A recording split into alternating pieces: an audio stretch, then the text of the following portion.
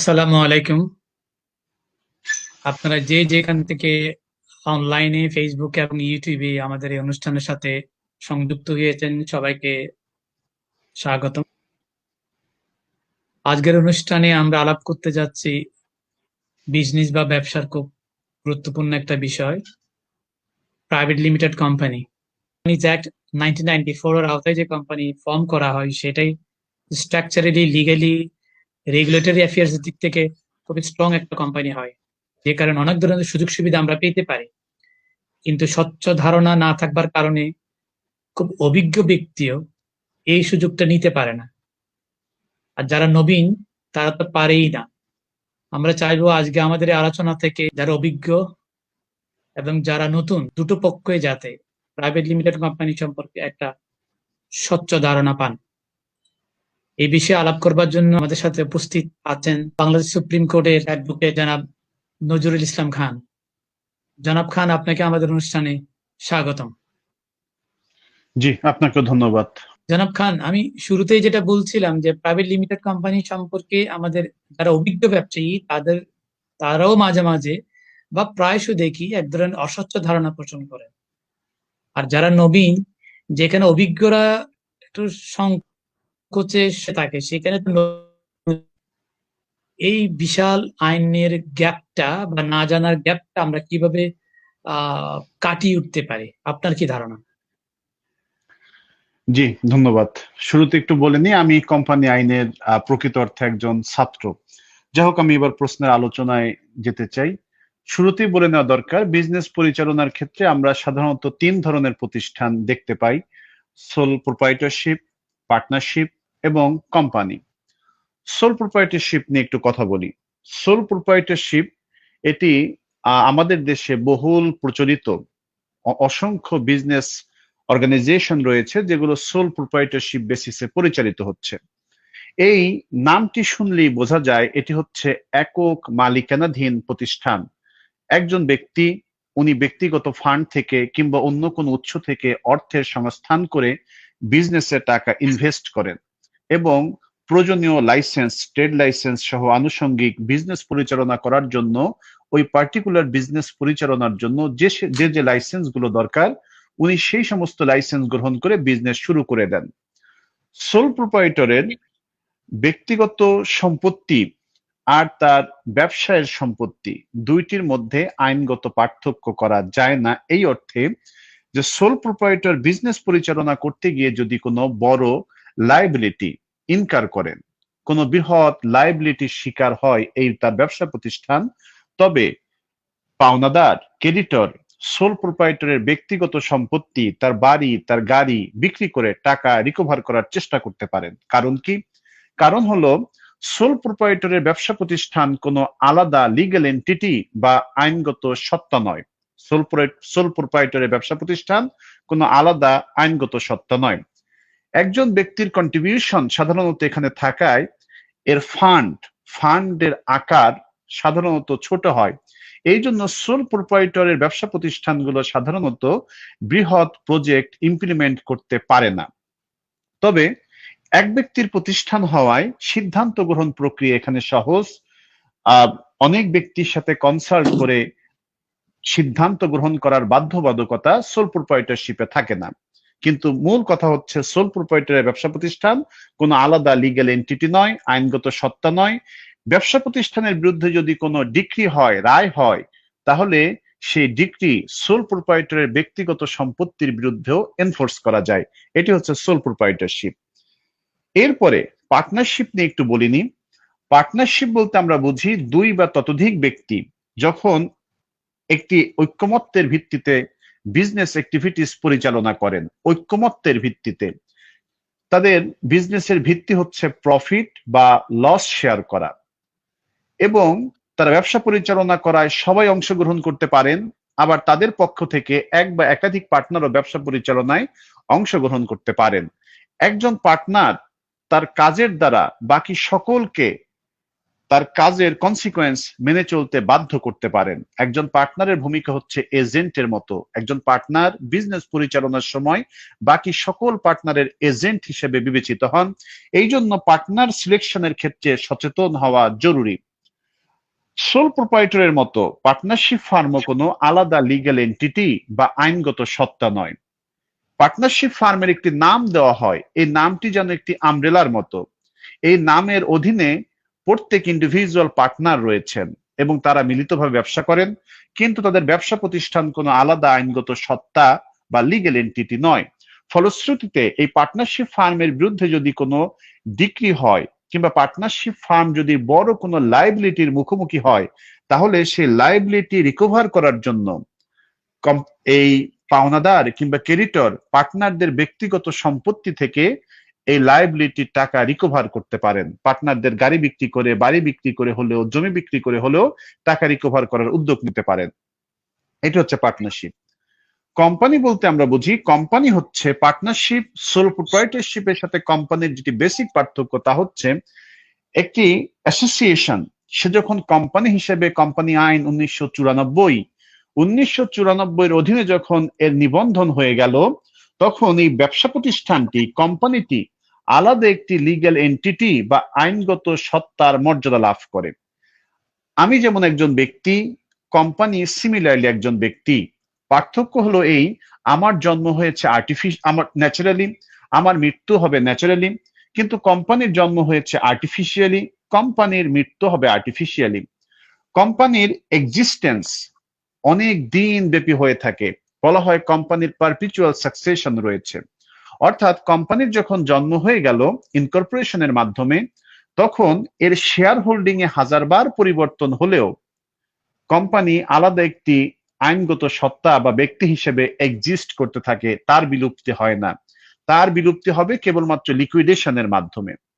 এখন কোম্পানি যেহেতু একটি আলাদা আইনগত সত্তা, আলাদা ব্যক্তি, সুতরাং কোম্পানি ব্যবসা পরিচালনা করতে গিয়ে যদি কোনো দায়ের মুখোমুখি হয়, কোনো লায়াবিলিটির মুখোমুখি হয়, সেই লায়াবিলিটি পরিশোধ করার দায় দায়িত্ব কিন্তু কোম্পানির উপরই থাকে, শেয়ার হোল্ডারদের উপরে কিন্তু এই দায় আসে না। কোম্পানির ক্ষেত্রে আমরা একটি শব্দ লেখা দেখি, নামের শেষে থাকে লিমিটেড। এই লিমিটেড শব্দের অর্থ হচ্ছে, লিমিটেড শব্দ ইন্ডিকেট করে কোম্পানির শেয়ার হোল্ডার বা মেম্বারদের লায়াবিলিটিকে। লিমিটেড শব্দ দিয়ে মেম্বারদের লায়াবিলিটি বোঝানো হয়। এখানে বলা হয় যে এই কোম্পানির যারা মেম্বার, শেয়ার হোল্ডার, তাদের দায় সীমিত, লিমিটেড। এর অর্থ কি? এর অর্থ হচ্ছে একজন শেয়ার হোল্ডার কোম্পানি থেকে যে পরিমাণ শেয়ার সাবস্ক্রাইব করেছেন, যেই মুহূর্তে উনি শেয়ারের মূল্য পরিশোধ করে দিয়েছেন, ওনার আর কোনো ফার্দার লায়াবিলিটি থাকছে না।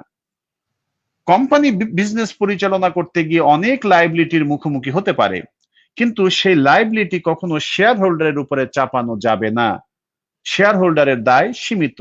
একজন শেয়ার হোল্ডার 1,00,000 টাকার শেয়ার ক্রয় করেছেন এবং 1,00,000 টাকা কোম্পানিকে পরিশোধ করে দিয়েছেন। এই কোম্পানির প্রতি তার আর কোনো ফার্দার লায়াবিলিটি বা দায় দায়িত্ব নাই। কোম্পানি বিজনেস পরিচালনা করতে গিয়ে যত লায়াবিলিটি ইনকার করুক, সেটি কোম্পানি তার অ্যাসেট থেকে পরিশোধ করবে, শেয়ার হোল্ডারকে এই জন্য লায়াবল করা যাবে না। তবে শেয়ার হোল্ডার যদি পার্সোনাল গ্যারান্টি দিয়ে থাকেন, সেক্ষেত্রে ভিন্ন কথা। তো আমরা 3 ধরনের ব্যবসা প্রতিষ্ঠান নিয়ে, ব্যবসা প্রতিষ্ঠান বলতে কি বুঝি সেটি বলার চেষ্টা করলাম। আমরা যেটি লক্ষ্য করি, যেটি আমাদের উপস্থাপক মহোদয় বললেন, যে আমরা কোম্পানি নাম শুনলেই আমাদের মধ্যে অনেক সময় অনেক চিন্তার সূচনা হয় যে এদিকে যাওয়া ঠিক হবে কিনা। অনেকের মধ্যে এখনো কোম্পানির প্রতি ভীতি রয়েছে। কোম্পানির ক্ষেত্রে বিজনেস পরিচালনার যে বেসিক সুবিধাগুলো, সেগুলো যদি আমি একটু বলার চেষ্টা করি। প্রথমত, কোম্পানি একটি আর্টিফিশিয়াল পারসন, একজন ব্যক্তি। আমি যেমন প্রপার্টি ক্রয় করতে পারি, কোম্পানিও প্রপার্টি ক্রয় করতে পারে। আমি যেমন বিক্রি করতে পারি, কোম্পানিও বিক্রি করতে পারে। তো কোম্পানি যখন বিজনেস পরিচালনা শুরু করে, কোম্পানি নিজের নামে প্রপার্টি অর্জন করতে পারে, নিজে ব্যবসা পরিচালনা করতে পারে। কিন্তু কিন্তু এটি যদি পার্টনারশিপ ফার্ম হয়, সেক্ষেত্রে পার্টনারশিপ ফার্ম কিন্তু আলাদা কোনো লিগ্যাল এন্টিটি বা আইনগত সত্তার মর্যাদা লাভ করছে না। কোম্পানির ক্ষেত্রে এর শেয়ার হোল্ডারগণ লিমিটেড লায়াবিলিটির প্রোটেকশন পান, অর্থাৎ শেয়ার হোল্ডারের শেয়ারের মূল্য যখন পরিশোধ হয়ে গিয়েছে, শেয়ার হোল্ডারের আর কোনো ফার্দার লায়াবিলিটি নাই। কিন্তু পার্টনারশিপের ক্ষেত্রে, সোল প্রোপ্রাইটরের ক্ষেত্রে, ব্যবসায় যারা অংশগ্রহণ করছেন তাদের কিন্তু এই ধরনের কোনো প্রোটেকশন নাই। এরপরে অনেক সময় বিভিন্ন ধরনের দরপত্রে অংশগ্রহণ করার জন্য অভিজ্ঞতা চাওয়া হয়, এই অভিজ্ঞতা থাকতে হবে, এই অভিজ্ঞতা থাকতে হবে। কোম্পানি যেহেতু পারপিচুয়াল সাকসেশন কোম্পানি রয়েছে, অর্থাৎ কোম্পানি যত ইনকর্পোরেশনের পর যতদিন পর্যন্ত অফিসিয়ালি এর লিকুইডেশন না হচ্ছে ততদিন পর্যন্ত কোম্পানি জীবিত থাকবে, বেঁচে থাকবে। কোম্পানির শেয়ার হোল্ডারগণ তাদের শেয়ার ট্রান্সফার করে চলে যেতে পারেন। কোম্পানির পরিচালকদের হাজারবার রদবদল হতে পারে, শেয়ার হোল্ডিং এ অসংখ্যবার রদবদল হতে পারে, কিন্তু কোম্পানি কিন্তু আলাদা একটি লিগ্যাল এন্টিটি হিসেবে সবসময় বিরাজ করতে থাকবে। সুতরাং কোম্পানি বিজনেস পরিচালনা করতে গিয়ে যত অভিজ্ঞতা অর্জন করবে, শেয়ার হোল্ডিং এ শতবার পরিবর্তন হলেও কোম্পানির কিন্তু সেই অভিজ্ঞতার কিচ্ছু পরিবর্তন হচ্ছে না। কিন্তু পার্টনারশিপের ক্ষেত্রে কিন্তু একজন পার্টনারের অভিজ্ঞতা গোটা পার্টনারশিপ ফার্মের অভিজ্ঞতা বলে বিবেচিত হয়, কিন্তু সেই পার্টনার যদি এই বিজনেস থেকে চলে যান তাহলে কিন্তু সেটি পার্টনারশিপের আর অভিজ্ঞতা হিসেবে থাকছে না। কোম্পানির ক্ষেত্রে কিন্তু এই সুবিধাটি আমরা পাচ্ছি বিভিন্ন ধরনের দরপত্র আহ্বানে সাড়া দেওয়ার জন্য। এরপরে কোম্পানির ক্ষেত্রে আমরা যেটি লক্ষ্য করি, কোম্পানির অস্তিত্ব দীর্ঘমেয়াদী হওয়ায় বিভিন্ন ব্যাংক বা ফাইন্যান্সিয়াল ইনস্টিটিউশন কোম্পানিতে ইনভেস্ট করতে অধিক আগ্রহী থাকেন সোল প্রোপ্রাইটর কিংবা পার্টনারশিপের চেয়ে। কারণ কোম্পানির নিজস্ব অ্যাসেট রয়েছে, নিজস্ব ফান্ড রয়েছে, নিজস্ব জমি রয়েছে, কোম্পানির নিজস্ব অভিজ্ঞতা রয়েছে। সুতরাং আর শেয়ার হোল্ডিং এ শতবার পরিবর্তন হলেও কোম্পানির আইনগত সত্তায় কোনো পরিবর্তন হবে না। সুতরাং দেখা যায় বিভিন্ন ব্যাংক বা ফাইন্যান্সিয়াল ইনস্টিটিউশন কোম্পানিতে ইনভেস্ট করতে, ফাইন্যান্স করতে কমফোর্ট ফিল করেন। কম্পারেটিভলি হয়তোবা পার্টনারশিপের ক্ষেত্রে কিংবা সোল প্রোপ্রাইটরশিপের ক্ষেত্রে এই অনুভূতি ডিফারেন্ট হতে পারে। কারণ একজন সোল প্রোপ্রাইটর বিজনেস পরিচালনা করছেন, উনি মৃত্যুবরণ যখন করবেন তখন তার উত্তরাধিকারীরা এই তার অ্যাসেট, তার বিজনেস উত্তরাধিকারীগণ তারা তাদের নিজস্ব পার্সোনাল ল অনুযায়ী ইনহেরিট করবেন। তো সেক্ষেত্রে কার উত্তরাধিকারী হিসেবে আসবেন সেটি ভিন্ন বিষয়, তাদের মন মানসিকতা কেমন হবে, বিজনেস পরিচালনা করতে চাইবেন কিনা, কিংবা উত্তরাধিকারীদের মধ্যে কোনো জটিলতা সৃষ্টি হবে কিনা, এই দিকগুলো বিভিন্ন ক্রেডিটরদের মনে আশঙ্কার সৃষ্টি করে। এরপরে কোম্পানি দীর্ঘমেয়াদী বিজনেস পরিচালনা করতে পারে, যেটি আমরা বললাম। এরপরে যেটি রয়েছে, কোম্পানি নিজে বিজনেস পরিচালনা করছে, পাশাপাশি লক্ষ্য করুন একটি পরিবারের লোকেরা বিজনেস পরিচালনার জন্য কোম্পানি ইনকর্পোরেট করলো, হাজবেন্ড ওয়াইফ ছেলে মেয়ে মিলে কোম্পানি ইনকর্পোরেট করলো, বিজনেস শুরু করলো। তারা কোম্পানির শেয়ার হোল্ডার, পাশাপাশি কোম্পানির পরিচালক থাকলো। এখন এই কোম্পানি পরিচালনা করার জন্য এমপ্লয়ি দরকার। এই লোকেরাই যারা কোম্পানি ইনকর্পোরেট করেছেন, উদ্যোগ গ্রহণ করেছেন, কোম্পানির প্রমোটার্স, তারা কিন্তু কোম্পানির এমপ্লয়ি হিসেবেও কাজ করতে পারেন এবং এই কাজ করার বিনিময়ে কোম্পানি থেকে কিন্তু পারিশ্রমিকও নিতে পারেন, কোম্পানি থেকে পারিশ্রমিকও তারা গ্রহণ করতে পারেন। এরপরে কোম্পানি যদি হয় সেক্ষেত্রে ক্যাপিটাল রেজ করা সহজ, যেটি সোল প্রোপ্রাইটরের ক্ষেত্রে আমরা বলেছি যে সোল প্রোপ্রাইটর শুধুমাত্র একার ফান্ড থেকে, ব্যক্তিগত তহবিল থেকে বিজনেসে টাকা ইনভেস্ট করেন।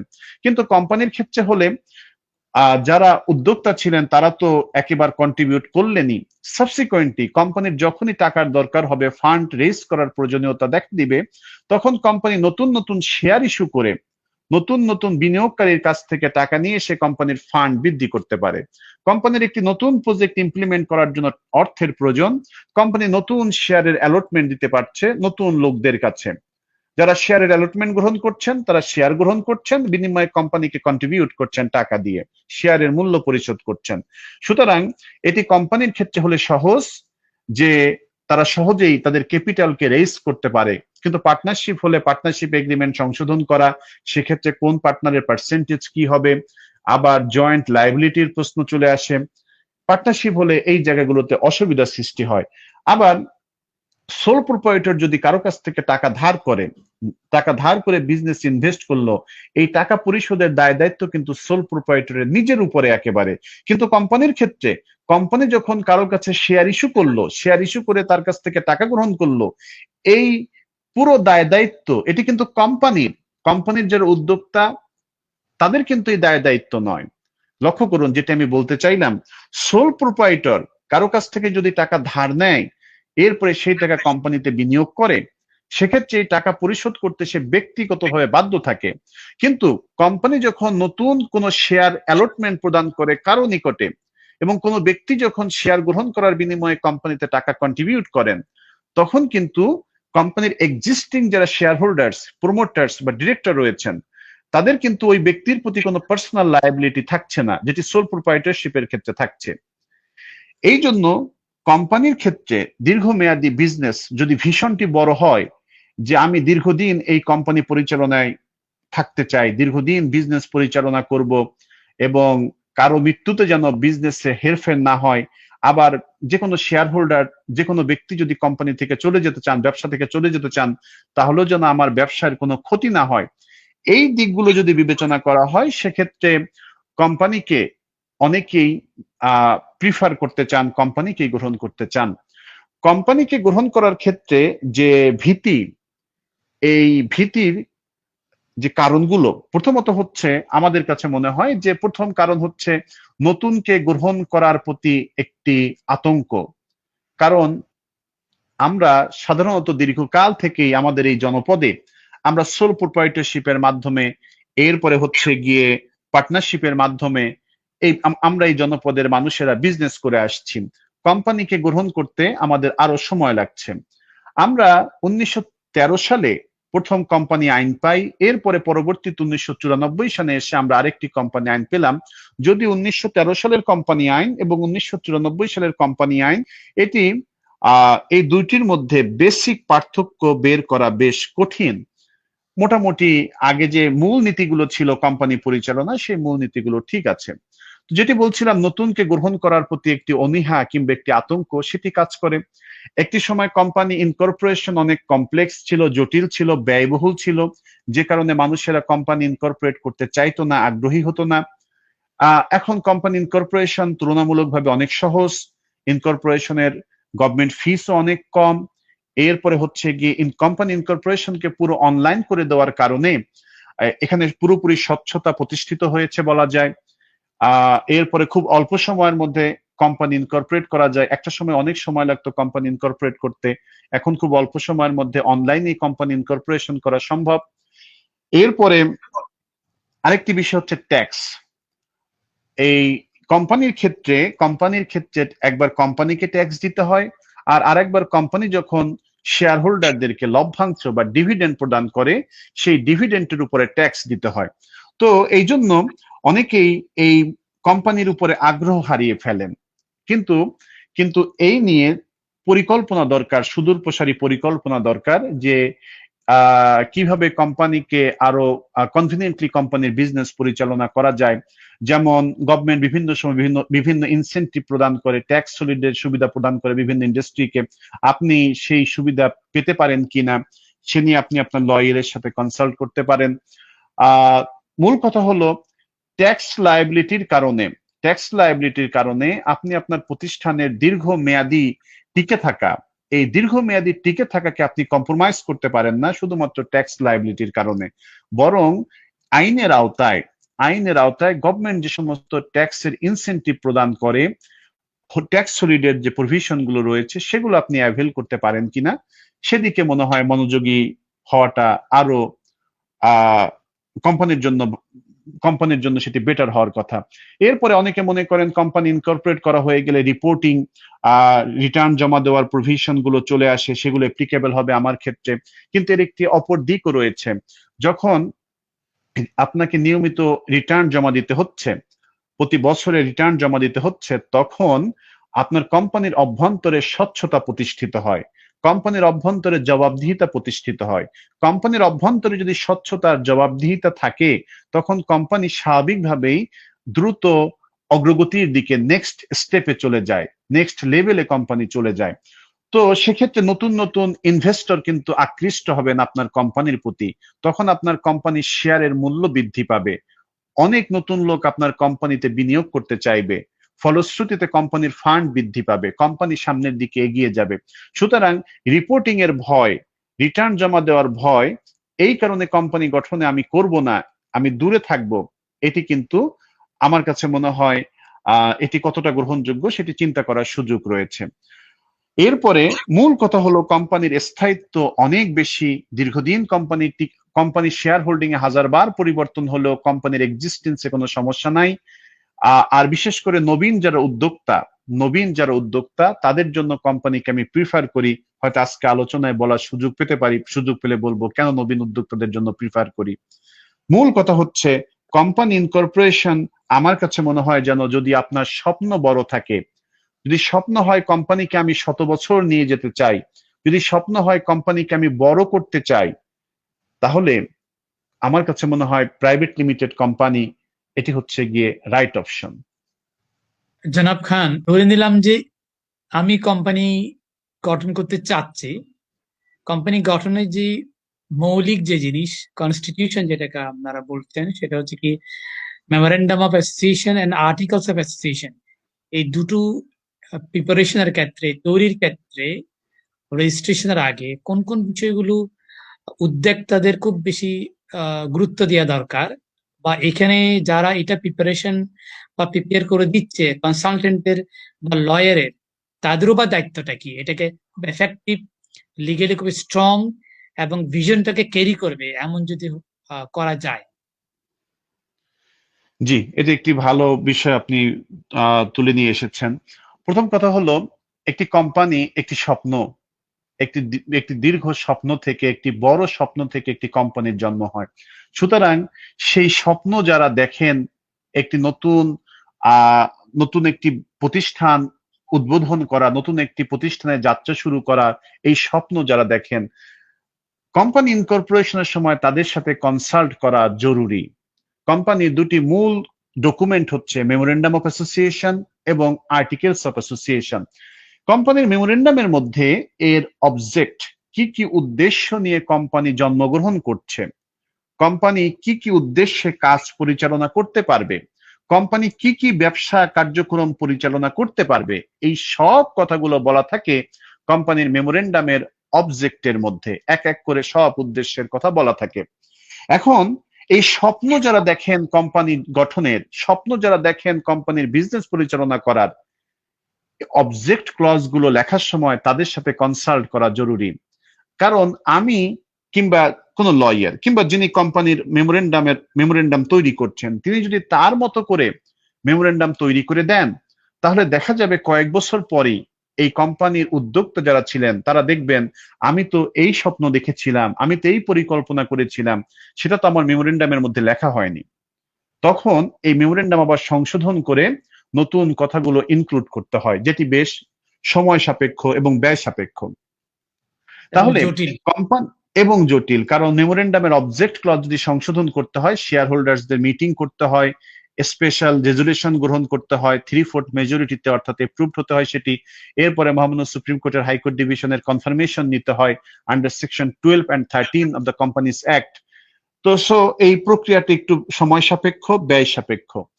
এই জন্য কোম্পানি যখন গঠন করার সিদ্ধান্ত যারা গ্রহণ করেন, তারা অবশ্যই কোন লয়ারকে অ্যাসাইন করার আগে লয়ারের সাথে কয়েকবার বসবেন, অ্যাসাইন করেই লয়ারের সাথে কয়েকবার বসবেন, তাদের কি কি পরিকল্পনা রয়েছে কোম্পানি গঠনের পেছনে, তারা আগামী 5 বছর পরে কোম্পানিকে কোথায় দেখতে চান, 10 বছর পরে কোথায় দেখতে চান, 20 বছর পরে, 50 বছর পরে কোম্পানিকে কোথায় দেখতে চান, এটি লয়ারের সাথে শেয়ার করবেন। এবং তারা কি কি বিজনেস অ্যাক্টিভিটিস আগামী দিনে কোম্পানিতে ইন্ট্রোডিউস করতে চান, সব কথাগুলো যেন মেমোরেন্ডামের মধ্যে সুন্দর করে বলা থাকে। মেমোরেন্ডাম ড্রাফটিং এর ক্ষেত্রে কোনো কপি পেস্ট নয়, বরং উদ্যোক্তাদের সাথে বসে মেমোরেন্ডাম ড্রাফট করতে হবে অবজেক্ট ক্লজটি। উদ্যোক্তারা যদি চান যে কোম্পানি প্রিফারেন্স শেয়ার ইস্যু করতে পারবে, তাহলে প্রিফারেন্স শেয়ারের কথা লিখতে হবে।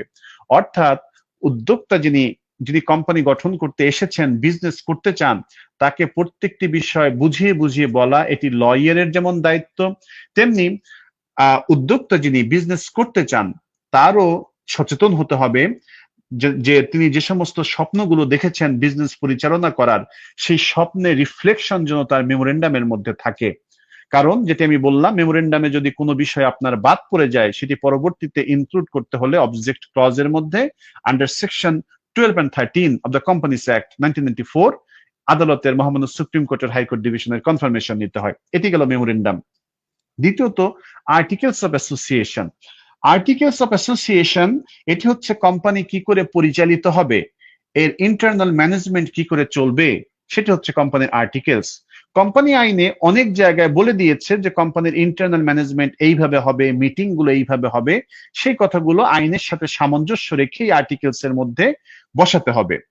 কিন্তু কোম্পানি আইনে কিছু কিছু জায়গায় উদ্যোক্তাদের, প্রমোটার্সদের কিছু ছাড় দেওয়া হয়েছে, তাদেরকে লিবার্টি দেওয়া হয়েছে যে এই জায়গায় প্রমোটার্সগণ, উদ্যোক্তাগণ চাইলে এরকম প্রভিশনও করতে পারেন, অথবা তাদের কাছে যেটি ভালো মনে হয় অন্যরকম কোনো প্রভিশনও করতে পারেন। এই জায়গাগুলো প্রমোটার্সদেরকে, উদ্যোক্তাদেরকে বুঝিয়ে দিতে হবে যে আইনে এরকম প্রভিশন আছে এবং আপনাকে ছাড় দেওয়া আছে, আপনি এখানে বিকল্প কিংবা অল্টারনেটিভ কি চিন্তা করতে চান।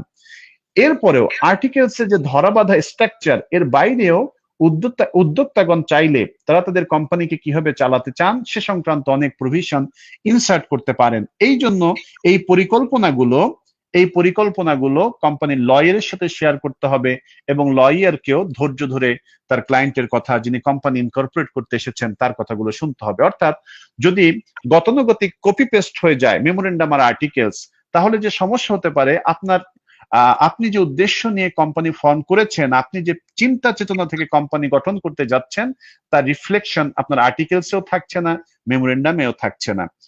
এরপরে দুইজন ব্যক্তি নিয়ে যে কোম্পানিগুলো গঠিত হয়, দুইজন ব্যক্তি, এবং দুইজন ব্যক্তির শেয়ার হোল্ডিং হচ্ছে সমান, দুজনই 50-50% শেয়ার ধারণ করেন। এই ধরনের কোম্পানির ক্ষেত্রে আর্টিকেলস ড্রাফট করার সময় অধিক সচেতনতা অবলম্বন করা দরকার। তার কারণ হচ্ছে কোম্পানি যদি কোনো মিটিং করতে চায়, কোনো ডিসিশন নিতে চায়, কোম্পানির কোনো ডিসিশন নিতে হলেই মিটিং করা লাগছে, আর মিটিং করতে হলেই অ্যাটলিস্ট দুজন ব্যক্তির উপস্থিতি লাগছে। তো দুজন ব্যক্তি সমান সংখ্যক শেয়ার ধারণ করেন, লক্ষ্য করুন খুব ভালো করে, মিটিং করতে হলে কমপক্ষে দুইজন ব্যক্তি লাগছে, আর কোম্পানির শেয়ার হোল্ডারের সংখ্যা দুজন, দুজনের শেয়ার হোল্ডিং হচ্ছে সমান 50-50%। এবার কোম্পানি যে সিদ্ধান্তই গ্রহণ করতে যাক না কেন, যদি দুইজন শেয়ার হোল্ডার একমত না হন, তাহলে কিন্তু কোনো সিদ্ধান্তই কোম্পানি গ্রহণ করতে পারবে না। যদি 50-50% শেয়ার থাকে দুজন শেয়ার হোল্ডারের, এবং এই কোম্পানিতে মাত্র দুজন শেয়ার হোল্ডারই থাকে, তাহলে তারা যতক্ষণ পর্যন্ত একমত না হতে পারবেন কোনো বিষয়ে, ওই বিষয়ে কিন্তু তারা কোনো ডিসিশন নিতে পারবেন না। ফলশ্রুতিতে কোম্পানি পরিচালনায় একটি ডেডলক বা অচলাবস্থা সৃষ্টি হবে। এই পরিস্থিতিতে কিন্তু কোম্পানির লিকুইডেশনও সম্ভব। কোম্পানি যেন এই পরিণতির মুখোমুখি না হয়, এইভাবে যেন কোম্পানির স্বপ্নভঙ্গ না ঘটে, এই জন্য যখন দুইজন ব্যক্তির কোম্পানি হবে এবং সেই কোম্পানিতে দুজন ব্যক্তির ইকুয়াল শেয়ার হোল্ডিং থাকবে, সে সমস্ত ক্ষেত্রে কোম্পানির আর্টিকেলসে এই ডেডলক পরিস্থিতি অ্যাড্রেস করার জন্য সাফিসিয়েন্ট প্রভিশন ইনসার্ট করা দরকার, যেন কোম্পানি অনাকাঙ্ক্ষিতভাবে লিকুইডেশনের দিকে চলে না যায়। জনাব খান, আপনি যে বিষয়টা বলছেন সেটা যদি আমরা নিজেরাই যদি বুঝতে চাই, সেটা এমন, কোম্পানি ফর্মের ক্ষেত্রে, কোম্পানি গঠনের ক্ষেত্রে memorandum of association and articles of association, এই দুটি খুব গুরুত্বপূর্ণ। এবং এই দুটো করার ক্ষেত্রে আমরা যদি বলি লয়ার বা কনসালটেন্ট এবং যারা উদ্যোক্তা, তাদের দুইজনেরই, একজনের সাথে একজনের, এগুলো খুব ভালো করে আলাপ করে করতে হবে। এখানে খুব সমস্যার যেটা বড় বিষয়, সেটা হচ্ছে অবজেক্টে যদি কোনো একটা বিষয় না আসে, সেই ব্যবসাটা আমি পরবর্তীতে করতে পারবো না। আমার সুযোগ চলে আসলো এক্স ব্যবসাটা করার জন্য, কিন্তু আমরা অবজেক্ট প্রসেসে ব্যবসা সম্পর্কে কোনো বক্তব্য না থাকাতে আমি সেই সুবিধাটা কিন্তু অ্যাভেল করতে পারছি না। জি, আর আমি এখানে এটা একটু অ্যাড সংশোধন করতে করতে চাই। গেলে, এটা সংশোধন করতে গেলে কিন্তু আমাকে মহামান্য সুপ্রিম কোর্টের হাইকোর্ট ডিভিশনের আবার পারমিশন লাগছে, তাহলে একটা বিশাল জটিল বিষয়। এখান থেকে খুব সাবধান হওয়াটা জরুরি। জি, যেটা বলতে চাচ্ছিলেন। এখানে আমি একটু অ্যাড করতে চাই, তা হচ্ছে কোম্পানির অবজেক্ট ক্লজের কি প্রয়োজনীয়তা। প্রয়োজনীয়তা হলো এই অবজেক্ট ক্লজের মাধ্যমে কোম্পানি তার বর্তমান আর ভবিষ্যতের, লক্ষ্য করুন, অবজেক্ট ক্লজে কোম্পানি তার উদ্দেশ্যগুলো বর্ণনা করে তার বর্তমান আর ভবিষ্যৎ সমস্ত শেয়ার হোল্ডারদেরকে, তার ভবিষ্যতের সমস্ত ক্রেডিটরদেরকে, ভবিষ্যতের সমস্ত স্টেক হোল্ডারদেরকে, সবাইকে কোম্পানি কিন্তু এই মেসেজ জানিয়ে দেয় যে আমি একটি কোম্পানি গঠিত হয়েছি এবং আমি এই কাজগুলো কিন্তু করতে পারবো, আপনারা সবাই জেনে রাখেন। কোম্পানি শেয়ার হোল্ডারদেরকে মেসেজ দিয়ে দেয় যে আপনি যে শেয়ারগুলো ক্রয় করছেন আমার, আমার শেয়ার আপনি সাবস্ক্রাইব করছেন, বিনিময়ে কোম্পানিতে কন্ট্রিবিউট করছেন টাকা, আপনার এই টাকাগুলো কোম্পানি এই বিজনেস পরিচালনার ক্ষেত্রে ব্যয় করবে। অর্থাৎ শেয়ার হোল্ডার যেন সাবসিকুয়েন্টলি সারপ্রাইজড না হন যে আমি যদি জানতাম কোম্পানি এই ব্যবসা করবে তাহলে তো আমি এখানে ইনভেস্ট করতাম না। শেয়ার হোল্ডার যেন এইভাবে সারপ্রাইজড না হন। এই জন্য এটি কোম্পানির কমিটমেন্ট। একটা সময় মনে করা হতো 1891 সাল কিংবা 90 সালের আগ পর্যন্ত মনে করা হতো যে এই কোম্পানির মেমোরেন্ডামের অবজেক্ট ক্লজ গুলো এতটা পবিত্র, এতটা সুপ্রিম যে একে কখনোই সংশোধন করা যায় না। একটা সময় মনে করা হতো যেটি কোম্পানির পবিত্র কমিটমেন্ট, কোম্পানি কখনোই এই কমিটমেন্ট থেকে সরে যাবে না, একটা সময় মনে করা হতো। কিন্তু সময়ের সাথে সাথে মনে হলো যে না, কোম্পানিকে পরিবর্তিত অবস্থার সাথে তাল মেলাতে হলে হয়তো অবজেক্ট ক্লজকে সংশোধন করার প্রয়োজনীয়তা দেখা দিতে পারে। তো 1890 সালের পরে এসে ইংলিশ লয়ে সংশোধন করা হলো যে না, কোম্পানি তার অবজেক্ট ক্লজ সংশোধন করতে পারবে, কিন্তু সেই সংশোধন করার প্রক্রিয়াটি কিন্তু সহজ করে দেয়নি। আমাদের কোম্পানি আইন 1994 এর 12 এবং 13 ধারায় 12 থেকে 16 ধারা পর্যন্ত মেমোরেন্ডামের অবজেক্ট ক্লজ সংশোধনের কথাগুলো বলা আছে এবং সংশোধনের আবেদন 12 এবং 13 ধারায় করতে হয়। আমি যদি খুব সংক্ষেপে বলি, কোম্পানি যদি মেমোরেন্ডামে কোনো নতুন বিজনেসের কথা অন্তর্ভুক্ত করতে চায়, যেই কথাটি সে আগে বলেনি, এরকম কোন নতুন কথা যদি বিজনেস অন্তর্ভুক্ত করতে চায়, তাহলে তাকে একটি স্পেশাল রেজুলেশন গ্রহণ করতে হবে। এখন স্পেশাল রেজুলেশন গ্রহণ করার পদ্ধতি কি? আগে 21 দিন, মিটিং যেদিন হবে সেখান থেকে 21 দিন আগে তাকে একটি নোটিশ দিতে হবে কোম্পানির সকল শেয়ার হোল্ডারদের প্রতি। নোটিশ দেওয়া হয়ে গেল, সে নোটিশকে সাফিসিয়েন্ট নোটিশ হতে হবে। সাফিসিয়েন্ট নোটিশের মানে হচ্ছে, কোম্পানি আইনে সাফিসিয়েন্ট নোটিশকে ডিফাইন করা হয়নি, কিন্তু আমি আমার মতো করে যেটি বুঝেছি, সাফিসিয়েন্ট নোটিশ হচ্ছে যে আইনে 21 দিন আগে বলা হয়েছে নোটিশ দিতে হবে, তাহলে মিটিং অনুষ্ঠানের 21 দিন আগে নোটিশ ইস্যু করতে হবে। নোটিশে মিটিং এর সময়, তারিখ, ভেন্যু একেবারে সুস্পষ্টভাবে বলতে হবে। এরপরে মিটিং এর এজেন্ডা, মিটিং এ কি কি বিষয় নিয়ে আলোচনা হবে সেই নোটিশের মধ্যে স্পষ্ট করে দিতে হবে। সেখানে বলতে হবে আমরা মেমোরেন্ডাম আনতে চাই। অর্থাৎ মিটিং এর এজেন্ডাটি সুস্পষ্টভাবে নোটিশে লিখতে হবে, যেন শেয়ার হোল্ডারগণ বুঝে শুনে মিটিং আসতে পারেন, মিটিং এসে তারা যেন সারপ্রাইজড হয়ে না যান। এই সাফিসিয়েন্ট নোটিশ আপনি ইস্যু করে দিলেন সমস্ত শেয়ার হোল্ডারদের প্রতি। মিটিং শুরু হলো, মিটিং এ কোরাম থাকতে হবে। কোরাম থাকার পর উপস্থিত সদস্যদের 3/4 মেজরিটিতে এই সংশোধনের প্রস্তাব অনুমোদিত হতে হবে। 3/4 মেজরিটি, এটি কিন্তু কম কথা নয়। 3/4 মেজরিটি, অলমোস্ট কোম্পানির সমস্ত শেয়ার হোল্ডারকেই কিন্তু একমত হওয়া লাগছে, 75%। তো উপস্থিত সদস্যদের 3/4 মেজরিটিতে এটি অ্যাপ্রুভ হতে হবে। এরপরে আরজিএসসি তে রিটার্ন জমা দিতে হবে। এরপরে মহামান্য সুপ্রিম কোর্টের হাইকোর্ট ডিভিশন আবেদন করতে হবে সেকশন 12 and 13 অনুযায়ী। সেখানে মহামান্য আদালত পিটিশনটি যদি প্রাইমা ফেসি সঠিক আছে বলে মনে করেন, সেক্ষেত্রে এডমিট করেন, পত্রিকায় বিজ্ঞপ্তি প্রকাশ করতে বলেন, দুটি জাতীয় দৈনিককে, আদালত যে দুটি দৈনিকের কথা বলে দিবেন সেই পত্রিকায়, সেটি আবার কমপ্লায়েন্স পিটিশন আকারে আদালতে জমা দিতে হয়। এরপরে ফাইনাল শুনানি অংশগ্রহণ করতে হয়। অর্থাৎ পুরো প্রক্রিয়াটি কিন্তু বেশ সময় সাপেক্ষ, ব্যয় সাপেক্ষ, এবং এটি কোম্পানির জন্য হয়তো জরুরি একটি মুহূর্ত। কোম্পানি চাচ্ছে, একটি বিজনেস অপরচুনিটি তার সামনে এসেছে, কিন্তু সে অ্যাভেল করতে পারছে না, কারণ তার মেমোরেন্ডামের মধ্যে বলা নাই। আর যে কথা কোম্পানির মেমোরেন্ডামের মধ্যে, যে বিজনেসের কথা বলা নাই, কোম্পানি যদি সেই বিজনেসটি করতে যায় তাহলে তাকে আইনের ভাষায় বলে আল্টা ভাইরাস। আল্টা ভাইরাস মানে হচ্ছে বিয়ন্ড অথরিটি। কোম্পানির কোনো অথরিটি নেই ওই বিজনেস করার জন্য, কোম্পানি সেটি করতে পারবে না। সুতরাং এই জন্য আমি যেটি বলতে চেয়েছি যে মেমোরেন্ডাম তৈরি করার সময়, আর্টিকেলস তৈরি করার সময় কথা বলতে হবে বিজনেস উদ্যোক্তাকে, লয়ারের সাথে, কনসালটেন্টের সাথে কথা বলতে হবে, যেন তার ভিশন, তার মিশন সমস্ত কিছু তার মেমোরেন্ডাম আর আর্টিকেলস এর মধ্যে রিফ্লেক্ট করে। কোম্পানি ফরমেশনের ক্ষেত্রে এই দুটো খুব ফান্ডামেন্টাল ইনস্ট্রুমেন্ট। একেবারে যে দুটি ইনস্ট্রুমেন্টের ক্ষেত্রে কোনো ধরনের ছাড় দেওয়া যাবে না, কম্প্রোমাইজ করা যাবে না, এখানে কম্প্রোমাইজ করা যাবে না, কারণ এই দুটার উপরেই কিন্তু বিজনেসটা নির্ভর করছে। Authorise capital and paid up capital, কোনটার বার্ডেন কেমন, কোনটার কি সুবিধে, এবং এই দুটোই তো লাগবে। এই দুটো ছাড়া তো কোম্পানি হচ্ছে না। একবার ফরেন ডাইরেক্ট ইনভেস্টমেন্ট এই কোম্পানি না হলে পরে এই দুটো তো থাকছেই। এই দুটোকে যদি আমাদের মতো করে বুঝান যে অথরাইজ ক্যাপিটালটা কি, পেইড আপ কি, এটার মধ্যে সংশয়টা কিভাবে দূর করা যায়। আচ্ছা, এই দুটি শব্দ অথরাইজড এবং পেইড আপ, এটা এই দুটি শব্দের যদি আমরা গ্রামাটিক্যাল মিনিং এর দিকে তাকাই, অথরাইজড মানে হচ্ছে অনুমোদিত। কতটুকু অনুমোদিত? অর্থাৎ অনুমোদিত মূলধন, অনুমোদিত ক্যাপিটাল মানে হচ্ছে কোম্পানি শেয়ার ইস্যু করার বিনিময়ে, কোম্পানি ফেস ভ্যালুতে, লক্ষ্য করুন, কোম্পানি শেয়ার ইস্যু করার বিনিময়ে শেয়ার হোল্ডারদের কাছ থেকে সর্বোচ্চ, কোম্পানি শেয়ার ইস্যু করার বিনিময়ে শেয়ার হোল্ডারদের কাছ থেকে সর্বোচ্চ যেই টাকা, যেই ক্যাপিটাল সর্বোচ্চ পরিমাণ তুলতে পারবে, সেটি হচ্ছে কোম্পানির অথরাইজড ক্যাপিটাল। এটি হচ্ছে কোম্পানির অনুমোদিত লিমিট। কোম্পানি সর্বোচ্চ এই পর্যন্ত শেয়ার ইস্যু করার বিনিময়ে টাকা তুলতে পারবে। অথরাইজড ক্যাপিটাল হচ্ছে কোম্পানির হাইয়েস্ট লিমিট। কোম্পানি সর্বোচ্চ এই পর্যন্ত শেয়ার ইস্যু করে টাকা রেজ করতে পারবে শেয়ার হোল্ডারদের কাছ থেকে।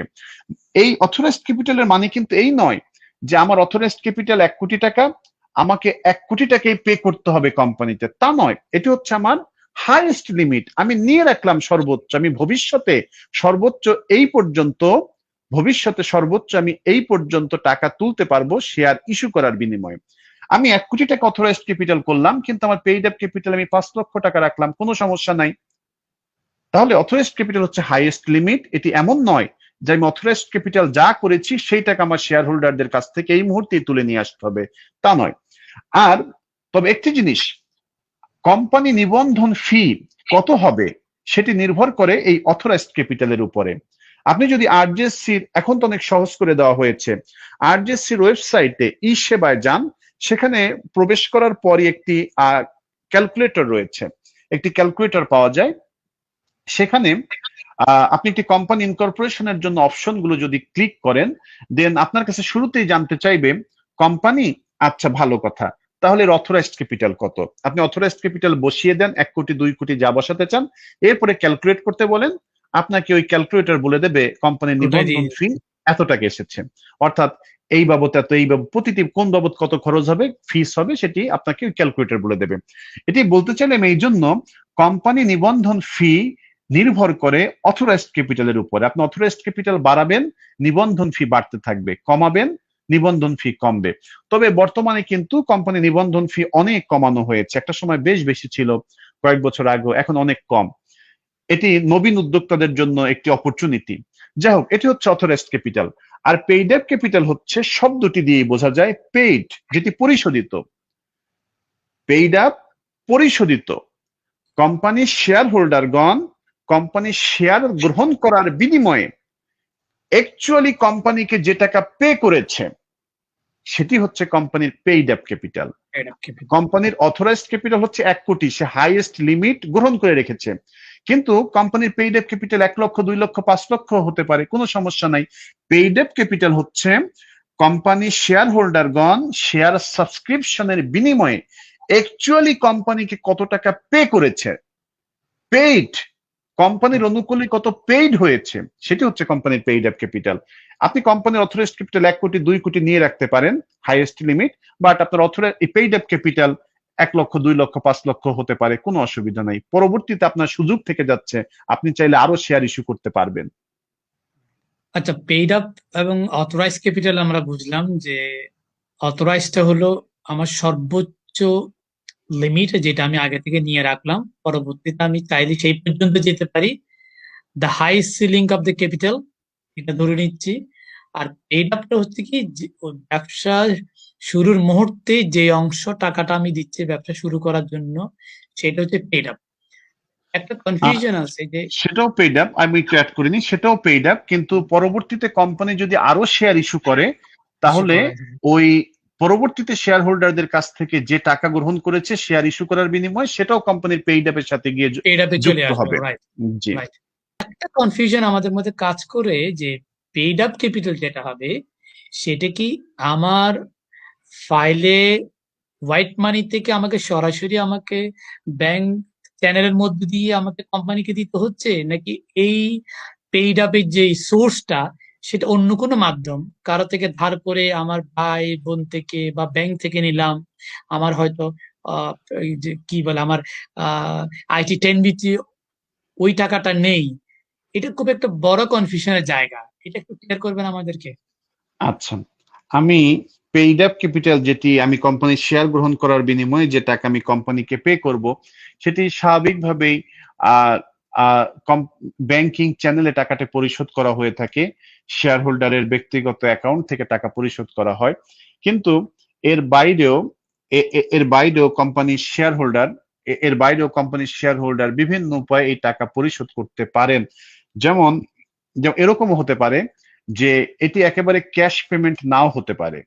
এটি এরকম হতে পারে যে একজন শেয়ার হোল্ডার কোম্পানির 10 লক্ষ টাকা মূল্যের শেয়ার সাবস্ক্রাইব করেছেন, বিনিময়ে তার 10 লক্ষ টাকা পরিমাণ মূল্যের কোনো জমি কোম্পানির অনুকূলে রেজিস্ট্রি করে দিয়েছেন। এভাবেও কিন্তু পেইড আপ ক্যাপিটাল একজন শেয়ার হোল্ডার তার শেয়ারের মূল্য পরিশোধ করতে পারেন। অর্থাৎ বিষয়টি এমন নয় যে সবসময় শুধু টাকাতেই শেয়ারের মূল্য পরিশোধ করতে হবে। অ্যাসেট দিয়ে অন্য কোনো পন্থাও টাকা পরিশোধ করা যায়। তবে যদি আপনি আহ টাকা পরিশোধ করতে চান, সেক্ষেত্রে আপনার ব্যাংক থেকে, আপনার নিজের নামের অ্যাকাউন্ট থেকে টাকা পরিশোধ করতে হবে কোম্পানির অনুকূলে। সেক্ষেত্রে পরবর্তীতে বিভিন্ন জটিলতা থেকে মুক্ত থাকা যায়। এদিকে আমি কোনো ধার, মনে করেন আমি আমার কোনো অ্যাসেটও দিলাম না, আমার নিজের অ্যাকাউন্টে ওইভাবে টাকা নেই, কিংবা আমার ফাইলেও কিন্তু টাকা নেই, আমাকে একজন ইনভেস্ট করার জন্য দিল, আমি কারো থেকে ধার নিলাম, বা যেটাকে আমরা বলি অনেক সময় উপহারও পাচ্ছি বিভিন্ন ভাবে। তা ধার বা উপহার কিংবা ফর্মাল ফর্মাল চ্যানেল থেকে যদি লোন পাই, সেখান থেকে কি আমি আমার পেড আপটাকে দিতে পারি? হ্যাঁ, আপনি যদি লোন গ্রহণ করেন কারো কাছ থেকে, সেই লোন গ্রহণ তো একটি আলাদা সেপারেট ট্রানজেকশন। হুম হুম। আপনি যদি শেয়ার ক্রয়ের জন্য লোন গ্রহণ করেন, সেটি একটা আলাদা ট্রানজেকশন। সেটি তো ডকুমেন্ট থাকছেই সেই ট্রানজেকশনের। আপনার ইনকাম ট্যাক্স ফাইলের জন্য সেগুলো আলাদা ডকুমেন্ট থেকে যাচ্ছে যে আপনি লোন গ্রহণ করেছেন। লোন গ্রহণ করার পরে আপনার অ্যাকাউন্টে যখন টাকা এসেছে, এই টাকা আপনি কোম্পানিকে পরিশোধ করে দিতে পারেন আপনার ব্যাংকিং চ্যানেলে। কিন্তু লোন গ্রহণ করেও আপনি শেয়ার ক্রয় করতে পারেন। খুব ভালো যে কোম্পানি তো একটা ইনস্টিটিউশন, কোম্পানি যখন হচ্ছে তখন সে একটা ইনস্টিটিউশন হয়ে যায়। তাহলে জি। কোম্পানিতে নবীন বা প্রবীণ বা যারা আমাদের মতো মধ্যবয়স্ক, সবারই তো এখানে এমনি পরিচালনার দায়িত্ব, তার লিডারশিপ গ্রো করা, তার ডিসিশন মেকিং এর স্ট্র্যাটেজিক একটা স্কিল তৈরি করা, ম্যান পাওয়ার হ্যান্ডেলিং করা, তারপরে তার কি বলবো যে তার নেগোসিয়েশন স্কিল ডেভেলপ করা, কাউন্টার পার্টির সাথে সে কেমন আচরণ করবে, বিজনেস অপরচুনিটি যেগুলো আছে সেগুলো এক্সপ্লোর করা, অনেক সুবিধা থেকে যাচ্ছে, যেহেতু একটা অর্গানাইজড একটা ফর্ম। আপনি কি মনে করেন যারা আমাদের ইয়াং, কিংবা যারা 2 4 5 বছর ব্যবসা অভিজ্ঞতা অর্জন করেছে, তাদের এই কোম্পানি, লিমিটেড কোম্পানি করে তাদের যে অভিজ্ঞতা, যে ধারণা, এই পর্যন্ত তারা যে উঠে আসলো, সেটা আরো বেশি সামনের দিকে এগিয়ে নিয়ে যেতে সাহায্য করবে যদি কোম্পানি ফর্ম করে নেয়? আচ্ছা, এর আগে একটু বলে নিই, যারা শুরুতে প্রোপ্রাইটারশিপ বিজনেস করেছেন, এরপর একটা সময় পরে এসে মনে করলেন যে আমার জন্য কোম্পানি অপশনটি হচ্ছে বেটার। আমি শুরুতে ছিল প্রোপ্রাইটারশিপ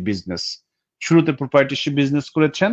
এরপরে কোম্পানি কেন বেটার মনে করছেন? এক হচ্ছে বিভিন্ন লাইসেন্স, বিভিন্ন অনেকগুলো রেগুলেটরি অথরিটি রয়েছে যে বিজনেস পরিচালনা করতে গেলে একেবারে কোয়ালিফিকেশনের মধ্যেই বলে দেওয়া আছে যে প্রাইভেট লিমিটেড কোম্পানি হতে হবে কিংবা লিমিটেড কোম্পানি হতে হবে।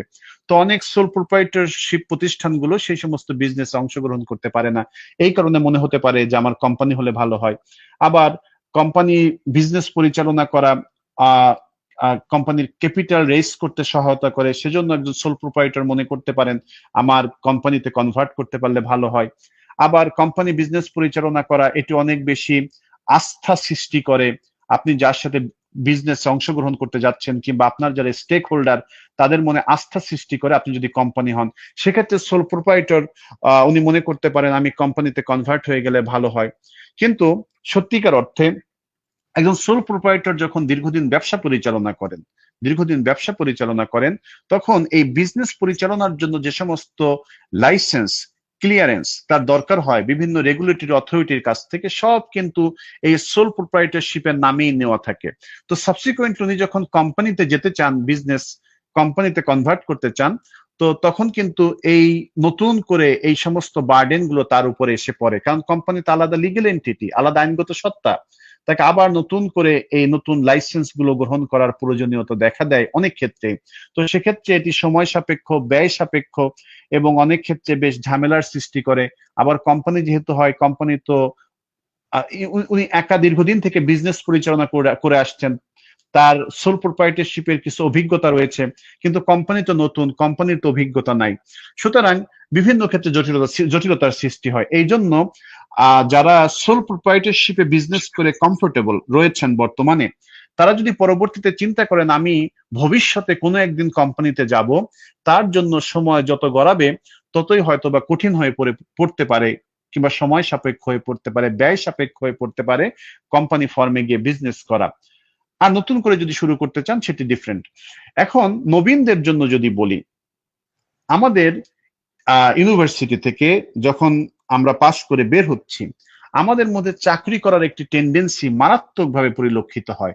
সিকিউরড মনে করি আমরা, জব সিকিউরড, আমরা চাকরি করব, এরপরে কেরিয়ারকে মনে করে, অনেকেই মনে করে যে আমাদের এই দিকে কেরিয়ার করতে পারলে ভালো হবে, ঝুঁকি, ব্যবসাকে ঝুঁকি মনে করে। এই মানসিকতা থেকে বেরিয়ে আসা দরকার, এবং বেরিয়ে আসার জন্য আমাদের একাডেমিক পাঠ্যপুস্তকেও হয়তোবা সংশ্লিষ্ট যারা রয়েছেন তারা চিন্তা করতে পারেন নতুন উদ্যোক্তা তৈরি করার জন্য, উদ্যোক্তার মানসিকতা তৈরি করার জন্য ছাত্রদের মাঝে কি কি ইনিশিয়েটিভ নেওয়া যেতে পারে, এ বিষয়ে তারা চিন্তা করতে পারেন।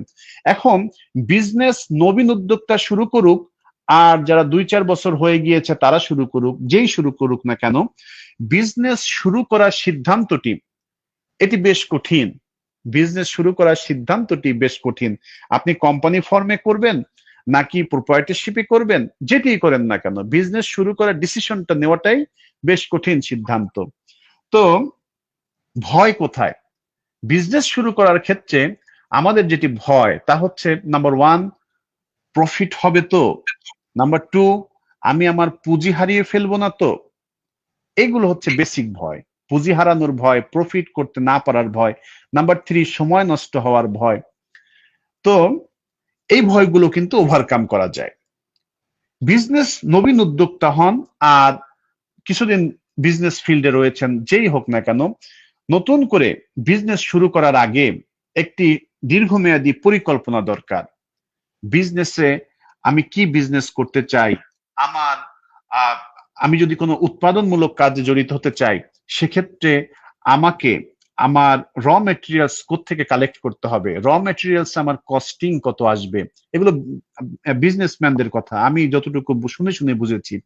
র মেটেরিয়ালস কোত্থেকে কালেক্ট করতে হবে, সেখানে কস্ট কত পড়বে, এরপরে সেটি বাংলাদেশে ইম্পোর্ট করার ক্ষেত্রে কাস্টমস ডিউটি কত হবে, এরপরে এটি ইম্পোর্ট করার ক্ষেত্রে কোনো নিষেধাজ্ঞা আছে কিনা, এরপরে হচ্ছে গিয়ে ম্যানুফ্যাকচারিং এর জন্য যে যন্ত্রপাতি ব্যবহার করা হবে সেটির কস্টিং কত হবে, এরপরে আমার পোটেনশিয়াল কনজিউমার কারা, কাস্টমার কারা, আমার কম্পিটিটর কারা। এই বিজনেস শুরু করতে গেলে আমি কি নিজে শুরু করতে পারবো পুঁজি দিয়ে, নাকি আমার অন্যের সহযোগিতা গ্রহণ করতে হবে, এই বিষয়গুলো নিয়ে বিজনেসের ঝুঁকি কি কি রয়েছে, লস হলে কোন পর্যন্ত লস হতে পারে, এই ঝুঁকিগুলো নিয়ে আগে অ্যানালাইসিস করে অ্যাকশন প্ল্যান ঠিক করে তারপরে বিজনেস শুরু করা উচিত। তবে বিজনেস আপনি কোম্পানি ফর্মে করেন, সোল প্রোপ্রাইটারশিপে করেন, যে ফর্মে করুন না কেন, বিজনেসে ঝুঁকি রয়েছে, তবে এই ঝুঁকি কোন অবস্থাতেই লাইফ থ্রেট নয়, লাইফ থ্রেট নয়। বিজনেসে ঝুঁকি রয়েছে, ঝুঁকি নিয়ে ছোট ছোট ভুল থেকেই মানুষেরা শেখে, কিন্তু যদি বিজনেসের পরিকল্পনাটা সুন্দর হয় সেক্ষেত্রে ঝুঁকির পরিমাণ হয়তো বা কমে যায়। নবীন উদ্যোক্তাদের জন্য যেটি আমার যেটি ব্যক্তিগত পরামর্শ তা হচ্ছে, যদি একটি অসুবিধার কথা কিন্তু একটু আগে বলে ফেললাম, যে যারা প্রোপ্রাইটারশিপে বিজনেস পরিচালনা করেছেন তাদের পক্ষে কিন্তু কোম্পানিতে এখন কনভার্ট হওয়া সময় সাপেক্ষ, ব্যয় সাপেক্ষ।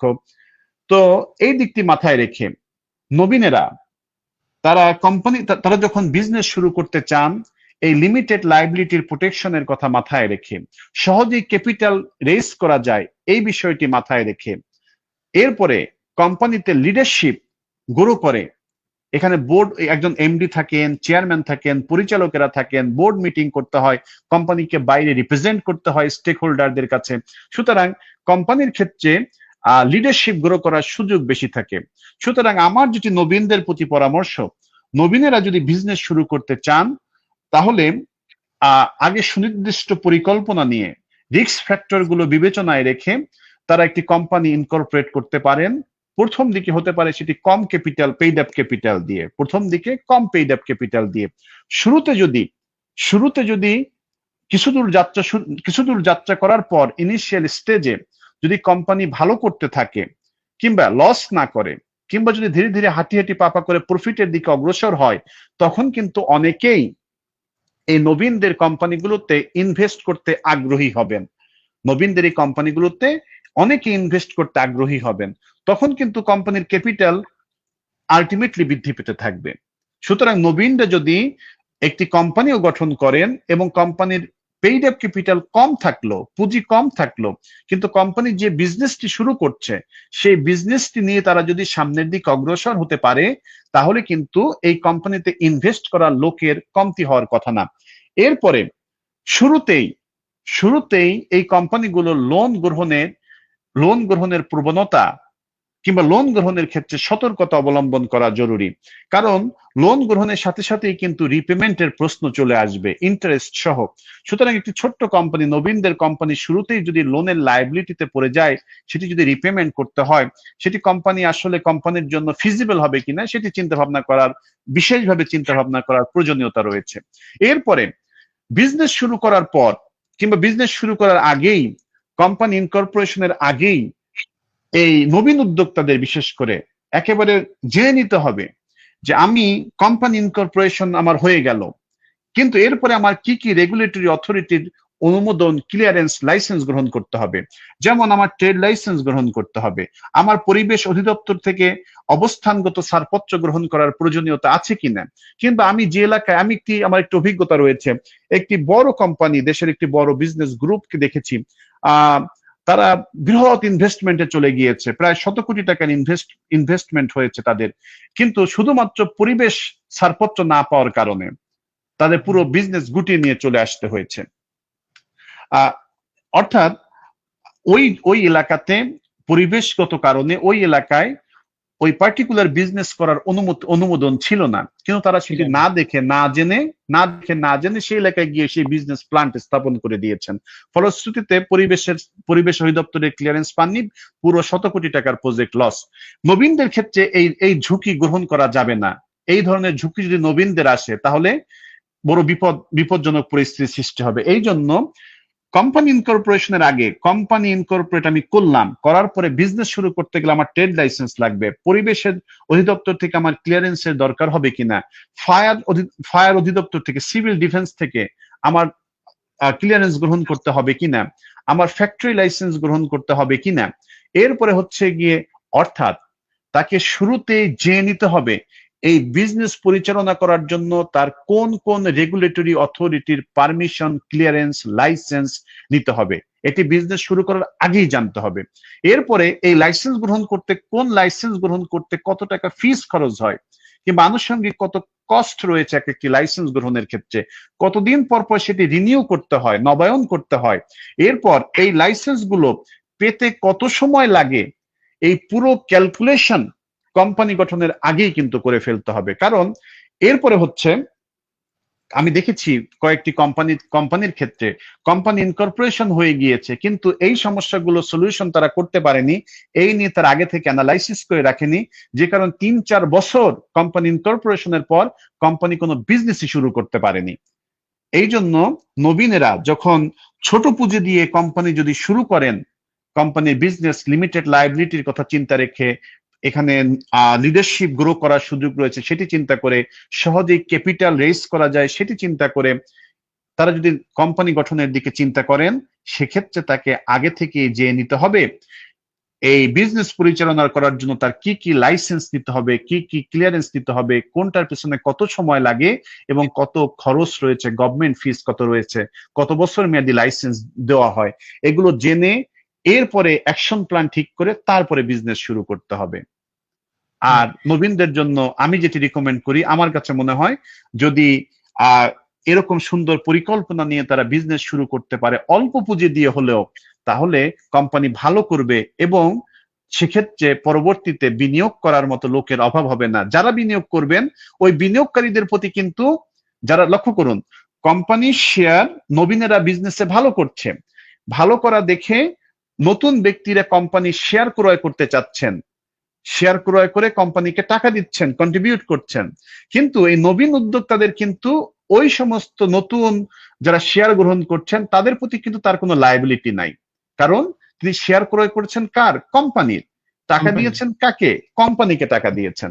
সুতরাং এই দিক থেকে চিন্তা করলে নবীন উদ্যোক্তাদের জন্য আমার কাছে মনে হয় স্বল্প পুঁজি নিয়ে সুন্দর পরিকল্পনা করে প্রাইভেট লিমিটেড কোম্পানি যদি হয়, সেটি আমার কাছে মনে হয় যে এটি তাদের জন্য বেটার অপশন হতে পারে। আর এখানে মাত্র 2 জন ব্যক্তিকে নিয়ে বিজনেস শুরু করা যায়।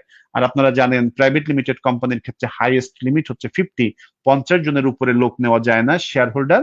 আর কমপক্ষে 2 জন ব্যক্তিকে নিয়ে এই কোম্পানি শুরু করে দেওয়া যায়। রাইট। জনাব খান, আপনার আলোচনায় এই পর্যায়ে খুব ভালো যেটা আমরা পেলাম সেটা হলো মানে প্রাইভেট লিমিটেড কোম্পানি করলে যে উদ্যোক্তাই আসুক তার একটা ভালো লার্নিং হয়ে যাচ্ছে, জি। তার কোম্পানি ল সম্পর্কে ধারণা হচ্ছে, এই কোম্পানি কিভাবে রান করবে সেই সম্পর্কে ধারণা হচ্ছে, তার মেমোরেন্ডাম অফ অ্যাসোসিয়েশন কিংবা আর্টিকেলস অফ অ্যাসোসিয়েশন কিভাবে করতে হবে সেটা ধারণা হচ্ছে। মূলত এটাই যে ব্যবসাটা শুরু করবার আগেই তার ব্যবসা সম্পর্কিত কিন্তু প্রাসঙ্গিক অনেকগুলো কিন্তু লেখাপড়া হয়ে যাচ্ছে এবং অভিজ্ঞতা হয়ে যাচ্ছে, যেটা পার্টনারশিপ কিংবা প্রপার্টিশিপের ক্ষেত্রে কিন্তু একেবারেই আসছে না। এক। দ্বিতীয় সুযোগ যে কম বিষয়টা আমি থাকছে সেখানে। হুম দ্বিতীয় যে বিষয়টা আমি চাই সেটা হচ্ছে লাইসেন্স বা নিবন্ধন, মানে লাইসেন্স এন্ড এনরোলমেন্ট। এটা নিয়ে আমার একাধিক পর্ব করবার পরিকল্পনা আছে, আমি জানি না কতটুকু হবে, কারণ এটা একটা বিশাল বিষয়। একটা কোম্পানিকে, কিছু কিছু কোম্পানির ক্ষেত্রে অ্যাবাউট 40, 45, 50 পর্যন্ত আপনার লাইসেন্স বা নিবন্ধন প্রয়োজন হচ্ছে। এগুলো ফি সাপেক্ষ হচ্ছে, কিন্তু আদার্স ইস্যু গুলো খুব ইম্পর্টেন্ট। জি, এবং আপনি একটা একটু আগে লাইসেন্স যেটা আরেকটির বললেন সাথে রিলেটেড। একটা লাইসেন্স না রিলেটেড, হলে আরেকটা হয় না। আরেকটা হচ্ছে না। আর একটা কিছু লাইসেন্স আছে যেগুলোতে 4-5টা ধাপে কিন্তু লাইসেন্স ইস্যু হচ্ছে। প্রাথমিক অ্যাপ্লিকেশন জি, হবে, তারপরে সেটা ইন্সপেকশনে যাবে, সেকেন্ড ইন্সপেকশনে যাবে, সেই রিপোর্টটা বিভাগীয় দপ্তর থেকে ঢাকায় যাবে, তারপর ওনারা রিপোর্টটা পজিটিভলি বললে আবার লিখবে, তারপর ডিভিশন থেকে ইস্যু হবে। যেমন আপনি যেটা বললেন পরিবেশের ক্ষেত্রে তাদের বিভিন্ন ক্যাটাগরি আছে। যেমন কোন একটা এলাকায় তারা রেড, যেগুলোকে বলে রেড ইন্ডাস্ট্রি, তারা দায়ী না। এরপরে অরেঞ্জ অরেঞ্জ ক্যাটাগরি অরেঞ্জ রয়েছে, আছে, তাদের গ্রিন রয়েছে। গ্রিন রয়েছে। এখন উনি এমন একটা জায়গায় নিয়ে ফেললো যেখানে আসলে রেড কাভারই করবে না, উনি কিন্তু ইনভেস্ট করে বসে আছেন কিংবা জায়গাটা কিনে ফেলেছেন, তাহলে তো ওনার জি, জন্য একবারে মাঠে মারা গেল। এখন এখানে আমি লাইসেন্স একে করতে বলাই চাইবো, আছে রেট দিবে না। হ্যাঁ রেড দিবেন না। এখন লাইসেন্সের নিবন্ধন একটা বড় বিষয়, আমি দেখি একাধিক পর্ব করার চেষ্টা করব। আমি প্র্যাকটিক্যাল, যেহেতু আমি চাচ্ছি আমাদের আমাদের দর্শকরা সেটা জানুক বিজনেস সম্পর্কে, খুব ভালো একটা বিষয় আপনি এনেছেন। আমি সর্বশেষ একটা বিষয় আলাপ করব। প্রাইভেট লিমিটেড কোম্পানির ক্ষেত্রে ডিভিডেন্ড প্রদানটা খুব ইম্পর্টেন্ট। আমরা খুব কোন রকমের অ্যাকাউন্টস থেকে কিন্তু একটা ডিভিডেন্ড ডিক্লেয়ার করে দিই, যেখানে যারা ডিরেক্টর, যারা মালিক, তারা সেই বিষয়টা না জেনেই ঠিক কোম্পানি সেক্রেটারি যেটা উপস্থাপন করেছেন উনি ওটা অ্যাপ্রুভ করে দিলেন। এটার যে আসলে একটা মারাত্মক ইম্প্যাক্ট হয়ে যেতে পারে, আল্লাহ না করুক। এই সম্পর্কে একটু যদি আমাদেরকে উপদেশ দিতেন যে আসলে কি ধরনের সচেতনতা দরকার। আচ্ছা, ডিভিডেন্ড, এই একজন শেয়ার হোল্ডার যখন কোম্পানিতে ইনভেস্ট করেন, শেয়ার সাবস্ক্রাইব করেন, তখন তার প্রত্যাশা সৃষ্টি হয়। এটি শেয়ার হোল্ডারদের বৈধ প্রত্যাশা, রিজনেবল প্রত্যাশা, যে কোম্পানি তাকে বছর শেষে প্রফিট যেটি আসবে সেখান থেকে তার প্রপোর্শনের শেয়ার অনুযায়ী তাকে লভ্যাংশ রিটার্ন ফেরত দিবে। এই ইনভেস্টমেন্টের, শেয়ার ক্রয়ের যে ইনভেস্টমেন্ট, এর রিটার্নই হচ্ছে ডিভিডেন্ড।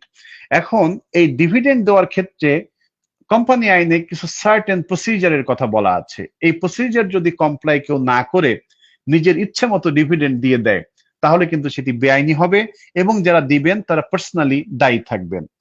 যেমন আমি একটু উদাহরণ দিই, আমাদের দেশেই আমরা দেখি ছোট ছোট কোম্পানি, 4-5 জনের কোম্পানি, 4-5 জন বন্ধু মিলে কোম্পানি গঠন করেছেন।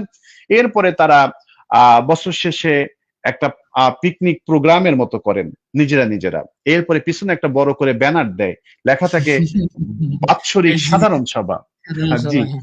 বাৎসরিক সাধারণ সভা। এরপরে সবাই ক্যালকুলেটর নিয়ে বসে যোগ বিয়োগ করে হিসাব করে বের করে আমরা 4 জন শেয়ার হোল্ডার আছি এখানে, আমরা এবছর লাভ করেছি হচ্ছে 1 কোটি টাকা। সুতরাং 4 জনে প্রত্যেকে 25 লাখ করে আমরা নিয়ে চলে যাব। ভাগ বটারা হয়ে গেল, 25 লাখ করে নিয়ে গেল। মনে হলো যে যা করেছে সব তো ঠিকই করেছে, এটা তো তারা পাবেই, ঠিকই করেছে, কিন্তু আসলে ঠিক করেনি। তার কারণ হচ্ছে এই ডিভিডেন্ড দেওয়ার ক্ষেত্রে কোম্পানি আইনে কিছু প্রসিজার বলা আছে। সেই প্রসিজার কি?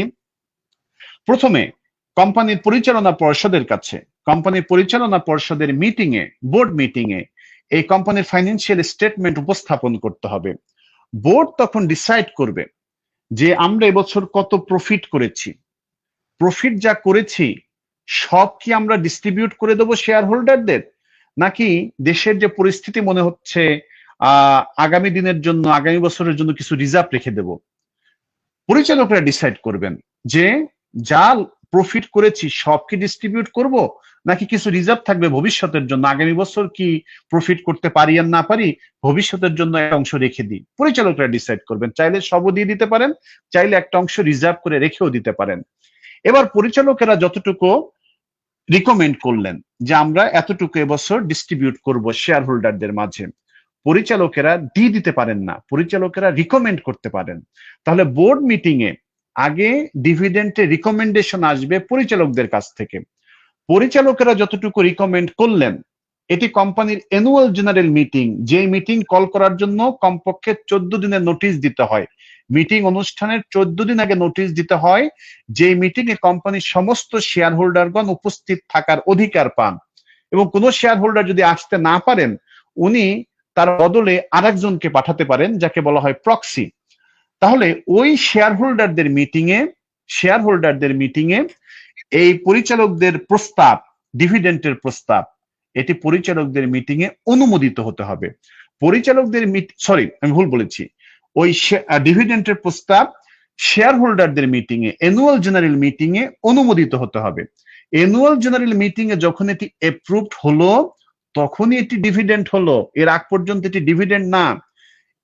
অ্যানুয়াল জেনারেল মিটিং এ শেয়ার হোল্ডারদের অনুমোদন ছাড়া যদি কোম্পানির প্রফিট ডিস্ট্রিবিউট করে দেওয়া হয় তাহলে এটি পুরোপুরি বেআইনি এবং এটি কোম্পানির ক্যাপিটাল রিডাকশনের শামিল। এবং যে পরিচালকেরা এই কাজটির সাথে জড়িত থাকলেন, যে এজিএম না করে টাকা ডিস্ট্রিবিউট করে দিয়েছেন, তারা কোম্পানিকে এই টাকা ফেরত দিতে ব্যক্তিগতভাবে দায়ী থাকবেন। আর যে শেয়ার হোল্ডার বুঝে শুনে নিয়েছেন সেও কোম্পানিকে ফেরত দিতে বাধ্য থাকবেন। এখন কথা হলো, চিন্তা করা হয় যে আমাদের 4 জনের কোম্পানি, এত নিয়ম কানুন ফর্মালিটি না মানলে কেই বা কি বলবে আমাদেরকে, 4 জনে আমরা একমত আছি, এত এজিএমই করা দরকার কি, টাকা ডিস্ট্রিবিউট করে নিলেই তো হয়, কেউ তো কিছু বলছে না। আপাতত আপনাকে কেউ কিছু বলছে না, কিন্তু আল্লাহ না করুক আপনার কোম্পানি যদি 5 বছর পর, 3 বছর পর, 10 বছর পর আর্থিকভাবে দুরবস্থার মধ্যে পড়ে, কিংবা কোম্পানি যদি 5 বছর পরে কোনো কারণে লিকুইডেশনে যায়, বিলুপ্তির দিকে যায়, তখন একজন লিকুইডেটর অ্যাপয়েন্ট করা হয়। ওই লিকুইডেটর কিন্তু তখন খুঁজে খুঁজে বের করেন যে সর্বনাশ করেছে কি, 5 বছর আগে অ্যানুয়াল জেনারেল মিটিং এ অনুমোদন ছাড়া কোম্পানির প্রফিট দিয়ে দিয়েছে। এটি তখন তারা লিকুইডেটর সাহেব এসে আইডেন্টিফাই করেন, আর তখন এই পরিচালকদেরকে বলেন এই যে টাকা আপনি বেআইনি ভাবে দিয়েছেন সেই টাকা কোম্পানিকে ফেরত দেন। পরিচালক যদি ফেরত দিতে রাজি না হয়, আদালতের মাধ্যমে টাকা রিকভার করা হয়। এরকম একটি ঘটনা ছিল ইংল্যান্ডের একটি জাজমেন্টের ঘটনা ছিল। হাজবেন্ড ওয়াইফের কোম্পানি ছিল, হাজবেন্ড ওয়াইফ দুজনের কোম্পানি। তো তারা দুজনে কিন্তু কোম্পানি থেকে সম্মানী নিতে পারতেন, বেতন ভাতা নিতে পারতেন। তা না নিয়ে তারা করলেন কি, অ্যাকাউন্টসে দেখালেন তারা প্রতি বছর একটা সার্টেন অ্যামাউন্ট ডিভিডেন্ড নিচ্ছেন। দুইজনের কোম্পানি, চাইলে দুজনে মিলে বোর্ড মিটিংও করতে পারতেন, দুজনে মিলে শেয়ার হোল্ডারদের এজিএমও করতে পারতেন, কিন্তু তারা বোর্ড মিটিংও করেন নাই আর এজিএমও করেন নাই। না করে তারা অ্যাকাউন্টস থেকে দেখিয়েছেন তারা দুইজনে প্রতি বছর ডিভিডেন্ড নিয়েছেন। এরকম কয়েক বছর নেওয়ার পর কোম্পানি যখন আর্থিক দুরবস্থার শিকার হলো, লিকুইডেটর অ্যাপয়েন্টেড হলো। লিকুইডেটর এসে দেখলেন যে এই দুইজন ফর্মালি, আনুষ্ঠানিকভাবে, আইনসঙ্গতভাবে ডিভিডেন্ড ঘোষণা না দিয়ে কোম্পানির প্রফিট নিয়ে গিয়েছে, যেটি বেআইনি। হ্যাঁ, এখানে নন কমপ্লায়েন্স হয়েছে। তখন লিকুইডেটর সাহেব এই হাজবেন্ড ওয়াইফ দুইজনকে ধরলেন, বললেন যে টাকা নিয়েছেন সব ফেরত দেন। এবং আদালতের মাধ্যমে তাদের কাছ থেকে পুরো টাকা রিকভার করা হয়েছিল, পুরো টাকা রিকভার করা হয়েছিল। অথচ তারা যদি শুধু জানতেন যে বোর্ড মিটিংটা করতে হবে, তারা যদি জানতেন যে এজিএম করতে হবে, দুজনে মিলে কিন্তু বোর্ড মিটিং করে ফেলতে পারতেন, দুজনে মিলে এজিএমও করে ফেলতে পারতেন। সুতরাং শুধুমাত্র অজ্ঞতার কারণে তারা কিন্তু পরবর্তীতে এই ধরনের কনসিকুয়েন্সের মুখোমুখি হয়েছিলেন। সিমিলারলি আমাদের দেশেও যারা এইভাবে প্রপারলি ডিভিডেন্ড দিচ্ছেন না, নিজেরা ভাগ বটোয়ারা করে নিয়ে যাচ্ছেন প্রফিট, এটি একেবারে বেআইনি কাজ হচ্ছে। আপাতত হয়তো আপনাকে কেউ কিছু বলছে না, কিন্তু কোম্পানি যদি কখনো লিকুইডেশনে যায় তখন কিন্তু লিকুইডেটর এসে এই বিষয়গুলো নিয়ে প্রশ্ন তুলতে পারেন এবং আপনার কাছ থেকে টাকা রিকভার করার চেষ্টা করতে পারেন। আপনার এই যে রেফারেন্সটা আপনি ইংল্যান্ডে দিলেন, সেটা বোধহয় আমাদের এখানে খুব বেশি প্রযোজ্য। যেসব লিমিটেড কোম্পানিগুলো অনেকটা ফ্যামিলি লিমিটেড কোম্পানি, এখানে অনেকটা বাবা যেহেতু চেয়ারম্যান থাকেন বা এমডি থাকেন, কিংবা বড় যেটা যেহেতু এমডি, বাবা হচ্ছে চেয়ারম্যান, ওখানে মানে আমার চোখে অনেকগুলো এইভাবে কাজ করছে যারা এগুলো আর দেখছেন না। এদের একটু সাবধান হওয়ার দরকার তাহলে এখন। এদের সাবধান সাবধান হওয়া দরকার। ইভেন হাজবেন্ড ওয়াইফের কোম্পানি হোক, এরপরে ছেলে মেয়ের কোম্পানি হোক, যে কোম্পানি হোক, দুইজন ব্যক্তির কোম্পানি হলেই তাদের রিলেশন যাই হোক না কেন, বোর্ড মিটিং করতে হবে, এজিএম করতে হবে, তারপর ডিভিডেন্ড দিতে হবে। কিন্তু এই ফর্মালিটি, এই প্রসিজার কমপ্লাই না করে যদি প্রফিট ডিস্ট্রিবিউট করে দেয়, এটি কোম্পানির ক্যাপিটাল রিডাকশন হয়ে গেল। কোম্পানির ক্যাপিটাল রিডাকশন এভাবে করা যায় না, পুরোপুরি অন্যায়। এবং ওই পরিচালকেরা এই টাকা কোম্পানিকে ফেরত দিতে বাধ্য থাকবেন। এটুক তো কনফার্ম যে আমরা একটা সামারি পেলাম আপনার এই কথা থেকে, যে ডিভিডেন্ড বিষয়টা হচ্ছে কি বোর্ড ডিরেক্টর বা বোর্ড রিকমেন্ড করতে পারেন, অ্যাপ্রুভ করতে পারেন না। ওনারা রিকমেন্ড করবেন, সেটা এজিএম এজেন্ডা ভুক্ত হবে, এজেন্ডাতে সব শেয়ার হোল্ডার থাকবে, তারা সেটাকে ভালো মন্দ বিচার বিবেচনা করে সেই রিকমেন্ড করলো যেটা, সেটাকে তারা অ্যাপ্রুভ করলো, দেন এটা ডিভিডেন্ডে পরিণত হলো। জি, এবং তখন তখন প্রাইভেট লিমিটেড কোম্পানি হলে 2 মাসের মধ্যে ডিভিডেন্ড পরিশোধ করে দিতে হবে। আর যদি এটি লিস্টেড কোম্পানি হয়, সিকিউরিটিজ এন্ড এক্সচেঞ্জ কমিশনের রুলস অনুযায়ী, সেক্ষেত্রে লিস্টেড কোম্পানি যদি হয়, সেক্ষেত্রে 1 মাসের মধ্যে পরিশোধ করে দিতে হবে। পরিশোধ করে দিতে হবে, রাইট। এটা খুব ইম্পর্টেন্ট জিনিস। ইভেন আমি নিজেও দেখেছি, বাস মানে মাঝারি মানের কোম্পানির এজিএমও আমি গিয়ে দেখেছি, পিছনে ঠিক অ্যানুয়াল জেনারেল মিটিং আছে, এমনকি অ্যানুয়াল জেনারেল মিটিং মানে এজিএম এর যে একটা মানে শুরু করবে, এজিএম এর একটা রিপোর্ট যেটা থাকে, অ্যানুয়াল রিপোর্ট একটা থাকতে হবে না, অ্যানুয়াল রিপোর্ট পর্যন্ত ওদের সামনে নাই, আছে শুধু 2 পেজের একটা ওই ফিসক্যাল ইয়ারের এত টাকা কস্ট, এত টাকা খরচ, এটা অ্যাকাউন্টস এর কোন অংশে যায় না। লস এন্ড প্রফিট অ্যাকাউন্ট কিন্তু এভাবে হয় না। যখন এটা অডিট করবে, ওটা আছে দেখলাম, ওটার উপরে আলোচনা করলো আধা ঘন্টার মতো, তারপরে অনুষ্ঠান শেষ, ওরা ডিভিডেন্ড ডিক্লেয়ার করে দিল, তারপর খাবার দাবার করে মূলত পুরো অনুষ্ঠানটাই 80% সময় গেছে খাবার দাবারে মোটামুটি। অনেকটা পিকনিকের মতো মনে হয়। পিকনিক, হ্যাঁ এক্স্যাক্টলি, একটা পিকনিক। আধা ঘন্টা ছিল মোটামুটি এই অনুষ্ঠান, আর পুরোটাই ছিল পরে পিকনিকের। এবং পৃথিবীর কোথাও এজিএম এ কিন্তু সঙ্গীতানুষ্ঠান হয় কিনা, শিল্পী নিয়ে যায় কিনা আমার ঠিক জানা নেই, যেহেতু আমাদের অভিজ্ঞতা খুবই ছোট। এটা না জানার কারণে, কোম্পানি আইন সম্পর্কে না জানার কারণে। হ্যাঁ, না জানার কারণে। দেখ, আমরা একটা অনেকক্ষণ সময় হয়েছে, আপনার অনেক সময় নষ্ট করলাম। আমরা একটা খুব ব্রিফলি আপনার থেকে জানতে চাই, কোম্পানি আসলে অনেক বড় বিষয়। কোম্পানির বোর্ড গঠন, বোর্ডের ফাংশন, এজিএম, ইজিএম, এগুলোর ডিটেলসে যাওয়া, তারপরে মেম্বার রেজিস্টার, ফান্ড রেজিং, অনেকগুলো বিষয় আছে যেগুলোকে আমরা চাইবো বিভিন্ন পর্বে আনতে। এই আলোচনাটা ছিল ঠিক অন্ধকারের মধ্যে একটু আলো দেওয়ার মতো, যদি অন্ধকার থেকে থাকে সেটার মধ্যে একটু করে আলো দেওয়া। আর আপনি এটা অনেক বেশি জানেন, আমরা আপনার থেকে আশা করি ধীরে ধীরে এইসব জিনিসগুলো আদায় করে নেব। একটু সংক্ষিপ্ত করে বলবেন যে যে প্রাইভেট লিমিটেড কোম্পানি, সেটা আমাদের যে পাবলিক লিমিটেড কোম্পানি এক নয়, যেহেতু আলোচনার শেষের দিকে এসে আমাদের কোন কোন দর্শক হয়তো একটা কনফিউশনে পড়ে যাবে। আমরা তো আসলে মধ্যে কথায় এই 3টে কোম্পানি আলাপ করছি যেগুলো স্বাভাবিকভাবে আমরা কার্যক্রমের সাথে জড়িত। লিস্টেড বা প্রাইভেট তো খুব কম। একটু পার্থক্যটা বলে দেন, আমরা কোন এক সময় এটা নিয়ে পাবলিক এন্ড প্রাইভেট ভার্সেস একটা ডিটেলস প্রোগ্রাম চেষ্টা করব। আচ্ছা, প্রাইভেট লিমিটেড কোম্পানি এই প্রাইভেট লিমিটেড কোম্পানি বলতে বোঝানো হয় যেই কোম্পানি, লক্ষ্য করুন, প্রাইভেট লিমিটেড কোম্পানিগুলো বলতে বোঝানো হয় যেই কোম্পানিগুলোর তার আর্টিকেলস অফ অ্যাসোসিয়েশনের মধ্যে শেয়ার হস্তান্তর সংক্রান্ত বিভিন্ন বিধিনিষেধ আরোপ করে। কোম্পানি তার আর্টিকেলস এর মধ্যে শেয়ার হস্তান্তরে বিভিন্ন রেস্ট্রিকশন বা বাধা নিষেধ আরোপ করে। সেই বাধা নিষেধ কি? বাধা নিষেধ হচ্ছে যে একজন এক্সিস্টিং শেয়ার হোল্ডার, একটি প্রাইভেট লিমিটেড কোম্পানির একজন এক্সিস্টিং শেয়ার হোল্ডার তার শেয়ার গুলো যদি কারো কাছে বিক্রি করতে চান, তবে এক্সিস্টিং বাকি যে শেয়ার হোল্ডার আছে তাদের কাছে এই শেয়ার গুলো অফার করতে হবে। তারা যদি এই শেয়ার গুলো ক্রয় করে থাকতে রাজি হন, তাহলে এদের কাছে এই শেয়ার গুলো বিক্রি করে দিতে হবে। কোন শেয়ার হোল্ডার শেয়ার বিক্রি করতে চাইলে এক্সিস্টিং শেয়ার হোল্ডারদেরকে অফার করতে হবে, তারা যদি কিনতে চান তাদের কাছে বিক্রি করতে হবে। তারা যদি কিনতে রাজি না হন, কেবলমাত্র তাহলেই বাইরের লোকদের কাছে শেয়ার গুলো বিক্রি করা যায়। তাহলে এই যে এক্সিস্টিং শেয়ার হোল্ডারদের যে অধিকার, এই অধিকারকে বলা হয় প্রিএমটিভ রাইট। প্রিএমটিভ রাইট, অগ্রক্রয়ের অধিকার। আর আরেকটি নাম হচ্ছে right two first refusal. Existing share হোল্ডারদের রাইট টু ফার্স্ট রিফিউজাল রয়েছে। তারা আগে রিফিউজ করবে, তাদের কাছে আগে অফার করতে হবে যে শেয়ার গুলো আমরা বিক্রি করতে চাই, আপনি কিনবেন কিনা।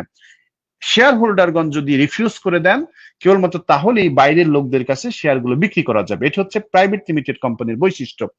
দ্বিতীয় বৈশিষ্ট্য হচ্ছে প্রাইভেট লিমিটেড কোম্পানি তার শেয়ার ক্রয় করার জন্য জনগণের প্রতি প্রসপেক্টাস বা ইনভাইটেশন ইস্যু করতে পারে না। প্রাইভেট লিমিটেড কোম্পানি তার শেয়ার গুলো জনগণকে আকৃষ্ট করার জন্য শেয়ারের প্রতি, জনগণের প্রতি কোম্পানির বিভিন্ন ডাটা দিয়ে কোনো প্রসপেক্টাস ইস্যু করতে পারে না, কোনো ইনভাইটেশন পাঠাতে পারে না। অর্থাৎ এটি যারা শেয়ার হোল্ডার থাকবে মোটামুটি তাদের মধ্যেই এই কোম্পানির শেয়ার গুলো ঘুরে ফিরে আবর্তিত হবে। তারা যদি ক্রয় করতে না চান, তাহলেই বাইরের লোকদের কাছে বিক্রি করা যাবে। এবং কোম্পানি তার শেয়ার, যেটি বলছিলাম, তার শেয়ার গুলো ক্রয় করার জন্য জনগণের প্রতি কোনো ইনভাইটেশন দিতে পারে না। আর প্রাইভেট লিমিটেড কোম্পানির সদস্য সংখ্যা হচ্ছে কমপক্ষে 2 জন, সর্বোচ্চ 50 জন। এটি হচ্ছে প্রাইভেট লিমিটেড কোম্পানির বৈশিষ্ট্য। পাবলিক লিমিটেড কোম্পানি বলতে আমরা বুঝি যেই কোম্পানিতে শেয়ার হোল্ডারদের রাইট টু ফার্স্ট রিফিউজালের কোনো প্রভিশন তার আর্টিকেলস করে না। অর্থাৎ একজন শেয়ার হোল্ডার চাইলে যখন খুশি তখন ফ্রিলি যার কাছে খুশি তার কাছে শেয়ার বিক্রি করে দিতে পারেন। এক্সিস্টিং শেয়ার হোল্ডারদের কোনো ফার্স্ট রিফিউজালের অধিকার নাই, কোনো প্রিএমটিভ রাইট নেই। 2, পাবলিক লিমিটেড কোম্পানি তার শেয়ার গুলো যেন জনগণ ক্রয় করে, এই জন্য জনগণের প্রতি ইনভাইটেশন বা প্রসপেক্টাস ইস্যু করতে পারে। এটা হচ্ছে পাবলিক লিমিটেড কোম্পানি। আর পাবলিক লিমিটেড কোম্পানির ক্ষেত্রে সদস্য সংখ্যা, শেয়ার হোল্ডারের সংখ্যা কমপক্ষে 7 জন, সর্বোচ্চ আনলিমিটেড, যত খুশি তত হতে পারে, কোনো লিমিট দেওয়া নাই। এটা হচ্ছে প্রাইভেট এবং পাবলিকের বৈশিষ্ট্য। এরপরে পাবলিক লিমিটেড কোম্পানির মধ্য থেকে যে কোম্পানিগুলো স্টক এক্সচেঞ্জের লিস্টিং রেগুলেশন অনুযায়ী তার শেয়ারকে স্টক এক্সচেঞ্জে লিস্টেড করিয়েছে, তাদেরকেই শুধুমাত্র আমরা বলি লিস্টেড কোম্পানি। তার মানে হচ্ছে সমস্ত লিস্টেড কোম্পানি হচ্ছে পাবলিক লিমিটেড কোম্পানি, কিন্তু সমস্ত পাবলিক লিমিটেড কোম্পানি কিন্তু লিস্টেড কোম্পানি নয়।